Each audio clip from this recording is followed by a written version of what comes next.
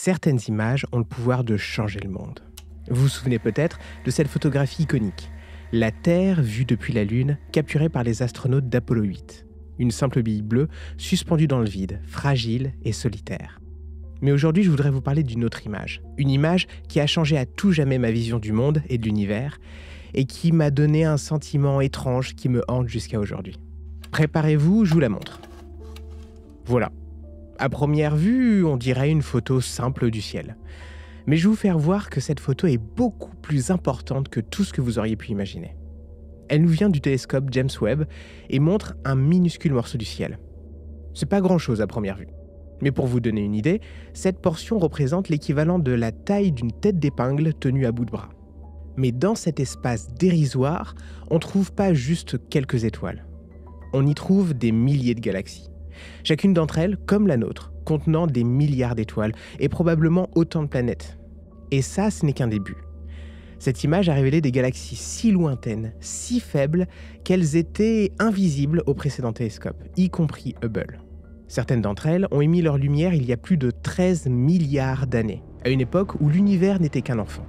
En un seul cliché, on vient de plonger en quelque sorte dans le passé, plus loin que jamais auparavant. Mais il y a quelque chose d'encore plus fascinant. Cette image n'a pas été prise dans une région spéciale du ciel, mais dans une zone complètement anodine, choisie précisément parce qu'elle semblait vide.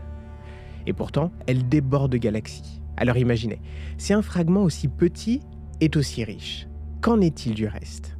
Et plus on regarde loin, plus on semble en découvrir d'autres encore plus distantes. À chaque pas, l'univers dévoile de nouveaux secrets comme s'il n'avait jamais de fin. Et c'est là qu'une question a commencé à me venir. Une question qui m'a hanté pendant des jours, des semaines. Jusqu'à où ça va ? Est-ce que l'univers est infini ? Est-ce qu'il a une limite, une frontière, quelque chose après lequel il n'y a plus rien, plus d'étoiles, plus de galaxies ? Au fin fond de l'univers, est-ce qu'il y a un mur ou une barrière infranchissable ? Mais plutôt que de vous parler d'équations et de théories abstraites, aujourd'hui je vous propose de faire plus simple. Et si on y allait, tout simplement ? Aujourd'hui, je vous amène en voyage, vous et moi, à l'intérieur d'une fusée fictive en direction de l'infini. On va découvrir ensemble ce qui se cache au fin fond de notre univers. On ressent d'abord une secousse sourde, puis l'incroyable poussée de notre fusée qui s'élance vers le ciel. On vient de quitter la surface de la Terre, notre berceau. À quelques kilomètres à peine, l'atmosphère bleue pâlit, le ciel fonce, et en moins de 10 minutes, grâce aux technologies avancées dont il dispose, atteint l'orbite basse.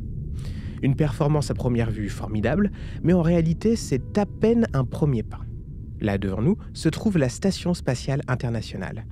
Elle n'est qu'à environ 400 km au-dessus du sol, à peine la distance d'un Paris-Lyon. Mais c'est déjà un exploit d'y accéder. Un vaisseau classique met une dizaine d'heures pour rejoindre l'ISS après le décollage. Pourtant, cette altitude, dérisoire à l'échelle cosmique, est déjà suffisante pour que le paysage se transforme. On voit clairement la courbure terrestre, la fine couche bleue de notre atmosphère et surtout le silence sidéral autour. On pourrait croire qu'on a parcouru un bon bout de chemin, mais comparez. La Lune est à près de 400 000 km, soit 1000 fois plus loin que l'ISS. Pour y aller, même les fusées les plus puissantes de notre histoire, comme Saturn V, prendraient 3 jours entiers. Un avion de ligne met environ une journée pour faire le tour du globe, en multipliant les escales. La Lune, c'est 30 fois le diamètre de la Terre, une traversée qui défie déjà notre intuition. Et c'est rien à côté des distances interplanétaires. Le Soleil, notre étoile, est à 150 millions de kilomètres. La lumière, la chose la plus rapide qui soit, met plus de 8 minutes pour nous atteindre. 8 petites minutes pour qu'un photon quitte la surface solaire et vienne frapper notre rétine. Pourtant, c'est déjà une éternité à l'échelle de nos voyages humains. Sans parler des planètes, Mercure, Vénus, Mars. Chacune orbite à des dizaines, voire des centaines de millions de kilomètres du Soleil. À côté de ces chiffres, l'altitude de l'ISS ou même la distance Terre-Lune sont ridiculement faibles. Nous voilà désormais loin de la Terre, loin de l'orbite lunaire. Plus on avance, plus on se rend compte que ce que nous appelons le système solaire est un vaste désert noir où les planètes et les astéroïdes sont autant de petits oasis perdus dans l'immensité silencieuse. D'abord, il y a le système solaire interne. C'est la région où se trouvent les 4 planètes telluriques, Mercure, Vénus, la Terre et Mars. Dans l'Antiquité, on ne savait pas encore qu'il s'agissait de mondes rocheux. On y voyait des points lumineux errants qu'on a baptisés planètes. Et on leur prêtait des puissances divines. La planète Mercure, petite, rapide et proche du Soleil, porte bien le nom du messager rapide des dieux romains. Vénus, la déesse de l'amour et de la beauté, est associée à cette brillante étoile du matin et du soir, éternellement plus proche du Soleil, plus lumineuse que toutes les autres planètes. Aujourd'hui, on sait que Vénus est un enfer suffocant. Mars, le dieu de la guerre, apparaît rouge à l'œil nu. Les anciens y voyaient le symbole du sang et des conflits. Mais la réalité est plus subtile, c'est sa surface oxygénée qui donne cette teinte karma. En fait, elle est rouge parce qu'elle est rouillée, en quelque sorte. À l'échelle de notre voyage, Mars est déjà beaucoup plus loin que la Lune, mais c'est encore un monde voisin. En quittant les planètes intérieures, notre fusée traverse la ceinture d'astéroïdes, un vaste anneau de débris rocheux. On pourrait s'attendre à un champ de cailloux dense, mais c'est tout l'inverse. Même ici, la distance moyenne entre deux gros astéroïdes se compte en millions de kilomètres. Notre vaisseau file dans ce silence, croisant çà et là un bloc de roches sans nom. Cérès, la plus grande, est à peine une goutte d'eau dans un océan de vide. Au-delà, nous entrons dans le royaume des géantes gazeuses. Jupiter, l'emblème des dieux, la plus massive, est à plus de 5 unités astronomiques du Soleil. Chaque unité astronomique vaut 150 millions de kilomètres. La lumière met plus de 40 minutes pour faire ce trajet. Pour une sonde terrienne, c'est déjà des années de navigation. Plus on avance, plus les distances deviennent abstraites. Uranus, Neptune, à des dizaines d'unités astronomiques, ne sont plus que des taches bleutées, glacées, bousculées par des vents inimaginables. La sonde Voyageur, lancée dans les années 70, a mis une décennie pour atteindre ses confins. Au-delà de Neptune s'étend la ceinture de Kuiper, un champ d'objets glacés parmi lesquels Pluton, autrefois considéré comme une planète, n'est qu'un membre parmi tant d'autres. New Horizons, l'une de nos plus rapides sondes, a mis presque 10 ans à y parvenir. Et pourtant, ce n'est même pas la fin. Bien plus loin, à des milliers, des dizaines de milliers d'unités astronomiques, se trouvait le nuage de Oort, une sorte de réservoir de comètes.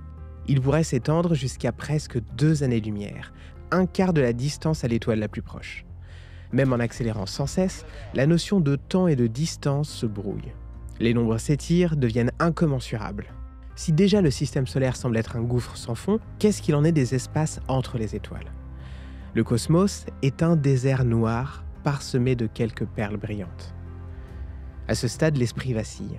Là où on est, toutes ces beautés sont de minuscules points perdus dans le lointain.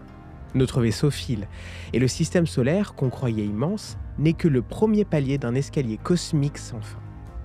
Il est temps de pousser plus loin encore. On est à l'entrée de l'espace interstellaire, un vide plus immense encore, où le vent solaire s'essouffle, où l'influence directe de notre étoile s'amenuise et où la gravité du Soleil cède peu à peu la place à celle d'autres astres de la galaxie. Ici, chaque direction est semblable. Pas de nord, pas de sud et pas de repère évident. Le concept même de voisinage prend une dimension vertigineuse. La plus proche étoile après le Soleil est Proxima du Centaure, située à environ 4,24 années-lumière. Une année-lumière, c'est la distance que parcourt la lumière en un an, ce qui fait à peu près 10 milliards de kilomètres. À notre échelle, c'est inconcevable. Notre fusée, qui continue encore d'accélérer, doit multiplier sa vitesse par des dizaines, des centaines, peut-être même des milliers, pour que cette distance devienne gérable dans un temps raisonnable. Et même comme ça, cela resterait un voyage colossal. Proxima du Centaure est une naine rouge discrète, invisible à l'œil nu depuis la Terre. Elle orbite à proximité du système Alpha du Centaure, un ensemble d'étoiles brillantes qui, vues depuis l'hémisphère sud, forment un repère familier dans le ciel. Proxima héberge une exoplanète, Proxima b, située dans la zone habitable de l'étoile, c'est-à-dire la bonne distance pour que l'eau liquide soit possible à sa surface. Malgré tout, on ne sait presque rien de ce monde. Est-il rocheux? Possède-t-il une atmosphère, de l'eau? Cette planète est, à l'échelle cosmique, juste à côté de chez nous. Et pourtant, elle reste un mystère perché au fond de la nuit. Si nous continuons notre route, nous entrerons dans un rayon de quelques dizaines d'années-lumière autour du Soleil. Dans cette bulle restreinte, il y a environ 1400 systèmes solaires et plus de 2000 étoiles si on compte les systèmes multiples. Une véritable foule cosmique, mais une foule invisible à l'œil nu, ou presque, tant les distances sont énormes. Parmi ces milliers d'étoiles, la plupart sont des naines rouges, faibles et froides, brillant d'une lueur pâle, vivant des milliards d'années. Il y a aussi des étoiles plus massives, des naines jaunes similaires au Soleil, des naines oranges, plus froides, des géantes rouges en fin de vie, ou encore quelques étoiles bleues, rares et extrêmement lumineuses, chauffées à des températures si élevées qu'elles éblouissent leur environnement. Et puis il y a les exoplanètes. Depuis les années 90, nous savons que les exoplanètes ne sont pas un privilège du Soleil. Les astronomes ont détecté des milliers d'exoplanètes, et la plupart des systèmes proches en abritent au moins une. Certaines se trouvent dans la zone habitable de leur étoile, ce qui nous fait rêver sur l'existence d'eau liquide. D'autres sont des géantes gazeuses brûlantes, orbitant si près de leur étoile que leur année dure quelques jours. D'autres encore sont des super-terres, plus massives que la Terre, mais plus petites que Neptune, dont les conditions peuvent varier de paradisiaques à infernales. Regardons par exemple le système d'étoiles Rose 128 à environ 11 années-lumière. Cette modeste naine rouge héberge une planète, Rose 128b, dont les conditions de surface pourraient être étonnamment proches de celles de la Terre. Sa masse est légèrement supérieure à la nôtre et la gravité à peine plus forte. La température pourrait être de quelques degrés seulement en dessous de la moyenne terrestre. C'est un monde potentiellement tempéré, peut-être un havre. Mais il est si loin. Même à la vitesse de la lumière, il nous faudrait plus d'une décennie pour y parvenir. À 16,8 années-lumière, nous pourrions croiser Altaïr, une étoile bleue-blanche brillante, plus massive et plus chaude que notre Soleil. Altaïr tourne si vite sur elle-même qu'elle en est aplatie. Plus loin, à 25 années-lumière, nous pourrions approcher Fomalhaut, un système solaire triple avec une étoile principale jaune et jeune. Elle est entourée d'un disque protoplanétaire de gaz et de poussière, un véritable berceau pour de futurs mondes. Cependant, les étoiles ne sont pas éternelles. Elles naissent, grandissent, consomment leur carburant nucléaire, parfois engendrent des planètes, et finissent par mourir, laissant derrière elles des naines blanches, des étoiles à neutrons ou parfois des trous noirs.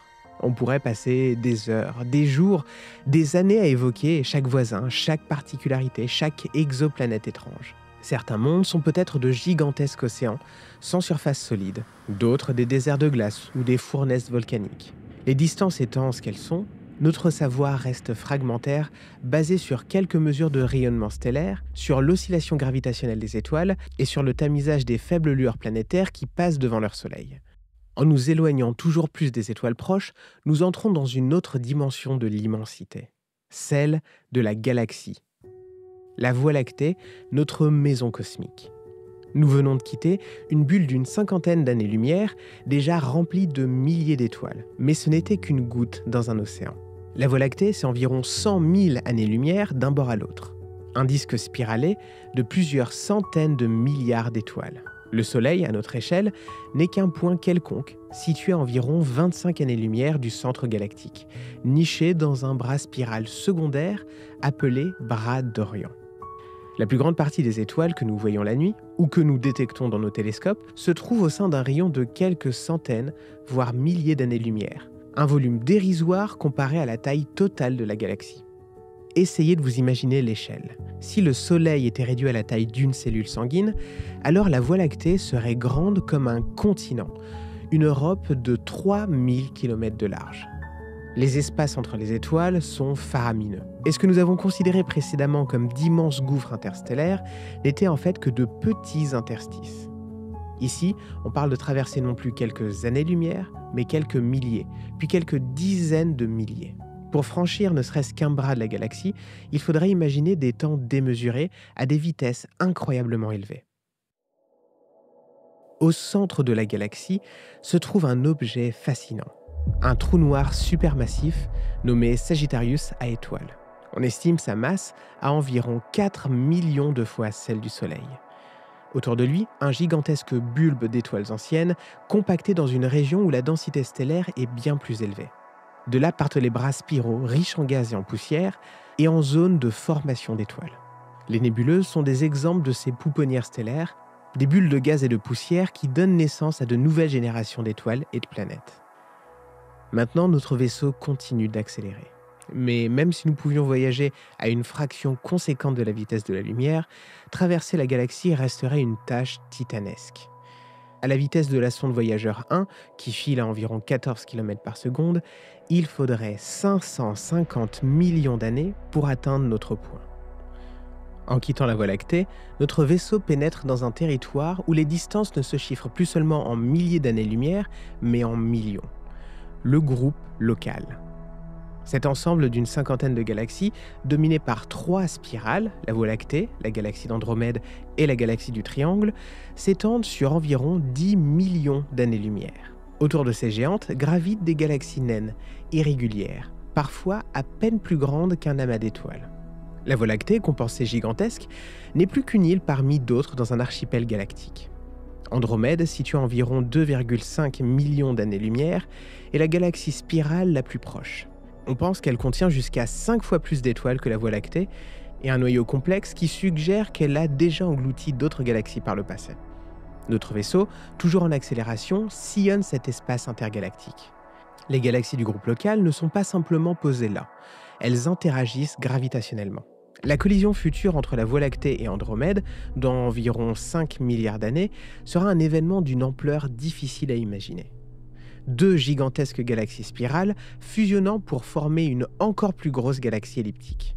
Mais pour nous, ces milliards d'années sont presque abstraits. Nous survolons en quelques instants ces régions que même les photons mettent des millions d'années à traverser. Si on agrandit encore le champ de vision, le groupe local apparaît comme une petite entité au sein d'une structure bien plus vaste, la feuille locale, puis le superamas de la Vierge. Ces galaxies ne sont pas simplement éparpillées au hasard. À grande échelle, elles se rassemblent en filaments, en amas et en superamas, formant une structure cosmique évoquant une toile d'araignée gigantesque. Le superamas de la Vierge auquel nous appartenons s'étend sur plus de 150 millions d'années-lumière. Il contient des milliers de galaxies réparties dans des amas et des groupes. À notre vitesse, les effets relativistes commencent à se faire ressentir. Le passé, le présent et le futur deviennent presque des concepts abstraits, déformés par la rapidité de notre déplacement. L'espace lui-même se contracte dans la direction de notre mouvement, rendant ce qui est théoriquement inaccessible bien moins lointain. Mais cette relativité ne suffit pas à annuler la démesure des distances. Et ce n'est pas tout. À ces échelles, l'expansion de l'univers entre en jeu. Au-delà de quelques centaines de millions d'années-lumière, les galaxies s'éloignent les unes des autres comme des points tracés sur un ballon que l'on gonfle. C'est en effet de l'expansion cosmologique. Plus on regarde loin, plus la distance augmente rapidement. Cette expansion, dont on a à peine évoqué l'existence, deviendra critique pour comprendre les limites ultimes de notre voyage. Mais pour l'instant, retenons seulement qu'à l'échelle des superamas, la gravité ne suffit pas pour maintenir les galaxies ensemble. Des portions entières de l'univers s'éloignent, et certains objets, pourtant lumineux, pourraient ne jamais être accessibles car leur lumière ne pourrait jamais nous parvenir. Ainsi, à l'échelle du groupe local et des superamas, nous prenons conscience que notre galaxie n'est qu'une brique dans un mur de galaxies, elle-même microscopique au regard de l'univers entier. Même avec notre fusée, avec son accélération sans limite, nous ne faisons que plonger plus profondément dans un abîme sans fond. Prendre du recul, c'est constater que l'univers ressemble à un gigantesque labyrinthe fractal où chaque niveau de structure en contient un plus vaste.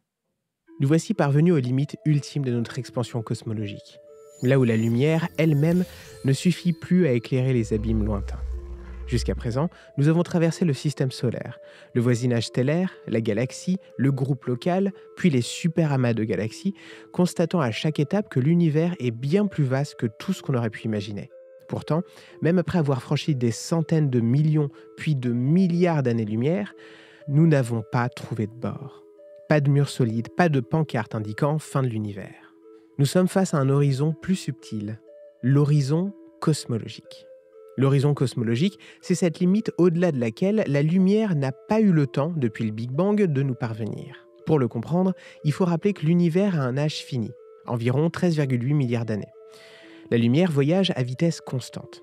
Donc il existe une région au-delà de laquelle aucun photon n'a pu nous atteindre. Ce mur n'est pas une barrière matérielle, c'est un effet du temps et de la vitesse finie de la lumière. Depuis la Terre, l'univers observable forme une sphère de 93 milliards d'années-lumière de diamètre, bien plus vaste que 13 milliards d'années-lumière. Parce que l'univers s'est étendu depuis que la lumière a commencé à voyager. Ainsi, des régions autrefois plus proches se sont éloignées. Mais il y a un concept encore plus extrême, le mur de Hubble. ou sphère de Hubble. C'est la distance à partir de laquelle l'expansion de l'univers fait reculer des objets plus vite que la lumière. Non pas parce que ces objets se déplacent localement plus vite que la lumière, mais parce que c'est l'espace lui-même qui s'étire. Du coup, au-delà d'une certaine distance, la lumière émise aujourd'hui ne pourra jamais nous atteindre, parce que l'espace s'allonge plus vite que le rayon de lumière ne progresse. On touche là à la véritable nature dynamique du cosmos. La nature expansive de l'univers et l'existence de l'horizon cosmologique ne peuvent être vaincues. Certaines régions de l'univers nous sont et resteront inaccessibles. Et c'est ici que les questions de physique théorique sur la forme, la taille et la géométrie de l'univers entrent en jeu. Quelle forme a l'univers au-delà? L'univers est-il plat, ouvert ou fermé? La réponse dépend de la quantité totale de matière et d'énergie qu'il contient, ainsi que de sa densité critique. La densité critique, c'est un point d'équilibre théorique qui détermine la courbure de l'espace lui-même. Si la densité totale de matière et d'énergie s'ajuste exactement à ce niveau, l'univers s'étend dans une géométrie dite plate. Dans un tel cosmos, les règles familières de la géométrie euclidienne s'appliquent. Les parallèles ne se rencontrent pas et la somme des angles d'un triangle reste strictement 180 degrés. Et l'espace pourrait alors s'étendre à l'infini sans jamais se refermer sur lui-même. Si la densité dépasse la valeur critique, les choses prennent une tournure différente. L'espace acquiert alors une courbure positive, comme la surface d'une sphère. Mais ici, c'est une structure en 4 dimensions qui se plie comme ça. Dans un univers dit fermé, nous pourrions voyager en ligne droite encore et finir par revenir à notre point de départ. C'est un peu comme si on faisait le tour de la Terre avec une dimension supplémentaire. L'univers n'aurait pas de bord à proprement parler, mais serait fini, contenu en lui-même. A l'inverse, si la densité de l'univers s'avère plus faible que cette fameuse densité critique, la courbure deviendrait négative, rappelant la forme d'une selle à cheval. Ici, les trajectoires se comporteraient étrangement. Les lignes parallèles s'éloigneraient sans cesse les unes des autres et l'univers s'étendrait sans fin, lui aussi potentiellement infini, mais très différent d'un espace plat. Cette géométrie ouverte suggère un cosmos où le concept de distance et de direction se brouille encore plus, transformant notre compréhension de ce qui est droit ou courbe. Les données cosmologiques réelles, notamment obtenues grâce au fond diffus cosmologique, suggèrent que l'univers est extrêmement proche du plat, avec une marge d'erreur infime. Cela signifie que, dans les limites de nos observations, l'univers apparaît comme presque parfaitement plat. S'il est parfaitement plat, il peut être réellement infini. S'il est quasiment plat, il pourrait malgré tout être immensément grand, avec un rayon des centaines, voire des milliers de fois plus grand que celui de l'univers observable. En d'autres termes, même le plus optimiste des scénarios suggère que l'univers dépasse largement tout ce que nous pouvons voir. Ce que nous nommons univers observable n'est alors qu'un minuscule morceau d'un ensemble bien plus vaste. Cette conclusion a des implications vertigineuses. Même notre fusée magique capable d'accélérer sans cesse ne pourrait jamais sonder la totalité de l'univers. Au mieux, on pourrait explorer une fraction de plus en plus grande de l'univers observable, mais le reste, au-delà de l'horizon cosmologique, restera à jamais caché. Et si l'univers est véritablement infini, alors aucun voyage, aucune technologie ne pourra nous permettre de le parcourir intégralement. Même la taille minimale de l'univers, établie par les mesures cosmologiques, garantit qu'il est déjà bien trop grand pour qu'un jour nous espérions en faire le tour. La science ne peut nous fournir qu'une estimation, pas une certitude absolue. Elle nous donne des bornes, des contraintes. Au-delà, les lois de la physique, la vitesse de la lumière et l'expansion même de l'espace décrètent que nous ne pouvons plus rien observer, que nous ne saurons peut-être jamais rien de ce qui se trouve au-delà. Donc malheureusement, pas de réponse facile. On ne sait pas si l'univers est infini, ni où se situeraient ses limites, si tant est qu'elles existent. Et pourtant, c'est précisément cette incertitude qui me bouleverse. Même avec un vaisseau doté d'une énergie inépuisable, accélérant indéfiniment et disposant d'un temps illimité, on ne pourra jamais explorer qu'une fraction dérisoire du cosmos. Jamais on n'atteindra un bord, un mur final, un terme à notre épopée. Et c'est ce sentiment que cette image, celle qui a tout déclenché en moi, me fait ressentir. Cette photo, en révélant un foisonnement de galaxies invisibles à l'œil nu, me rappelle à quel point notre univers est d'une immensité au-delà du raisonnable, au-delà des chiffres, au-delà de tout ce que notre esprit peut concevoir. Et au cœur de cet océan infini, notre Terre n'apparaît plus que comme un petit oasis minuscule, un îlot de complexité et de vie dans un désert sombre et silencieux.